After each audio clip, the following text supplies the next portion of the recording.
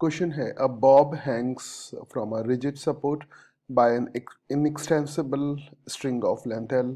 If it is displaced through a distance L from the lowest position, keeping the string straight, then released, the speed of the bob at lowest position is. तो इसको solve करते हैं। Lowest position से यहाँ तक इसमें जो distance है वो स्ट्रिंग की लेंथ के बराबर दे रखी है, मतलब ये जो डिस्टेंस है that is equal to string का लेंथ, और ये भी स्ट्रिंग का लेंथ होगा, ये भी स्ट्रिंग का लेंथ होगा, तो ये जो एंगल है वो 60 डिग्री हो जाएगा क्योंकि इक्विलेटरल ट्राइंगल है। उसके बाद जब ये बॉब कुछ यहाँ पर आएगा तब हमें इसकी वेलोसिटी फाइंड करनी है। तो सपोज करो इसकी वेलोसिटी v के इक्वल है और ये बॉब कुछ कर्व ट्रैक में मूव करेगा, तो यहाँ पर इसको L दिखा देते हैं और इसका ट्रैक भी दिखा देते हैं। तो इसका ट्रैक कुछ ऐसे होगा, दैट इज सर्कुलर ट्रैक, तो it will come in circular track. यहाँ पर हमें वेलोसिटी फाइंड करनी है, तो इस ट्रैक में वर्क एनर्जी थ्योरम यूज करते हैं। Simplest, sum of all the work done plus initial kinetic energy is equal to final kinetic energy.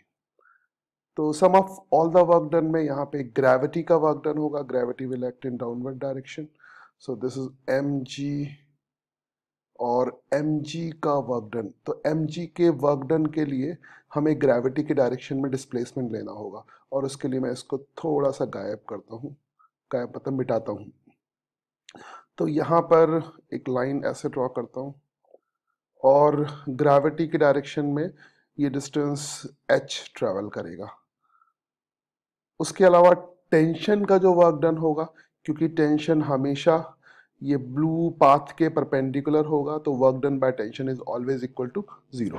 तो उसको हम लिख भी नहीं रहे, तो यहाँ पे सिर्फ ग्रेविटी का वर्क डन हो जाएगा। तो work done by gravity, tension का work done 0, plus initial kinetic energy जो कि 0 के बराबर है, और final kinetic energy half mv² के बराबर है। नाउ mg का वर्क डन सीधा mg इंटू एच हो जाएगा, and that is equal to half mv²। So mm cancel होने के बाद अब हमें यहाँ पर h की वैल्यू को प्लग इन करना है। h की चेक करते हैं, h की वैल्यू के लिए यहाँ पर h की वैल्यू कितनी होगी, डायग्राम से देख लो। So h is equal to this whole distance, यहाँ से यहाँ तक की डिस्टेंस जो कि l के बराबर है, और ये वाली डिस्टेंस कितनी होगी, L cos 60 डिग्री। तो ये L cos 60 cos 60 कितना होता है 1/2, तो you can write H is equal to L minus L/2, this will give you L/2।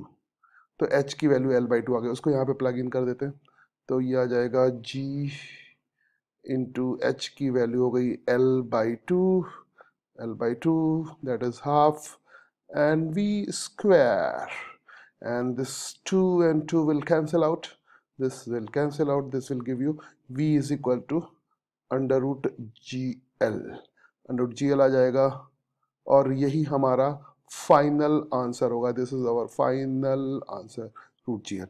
Let's check it. Root GL, the correct answer is number 1।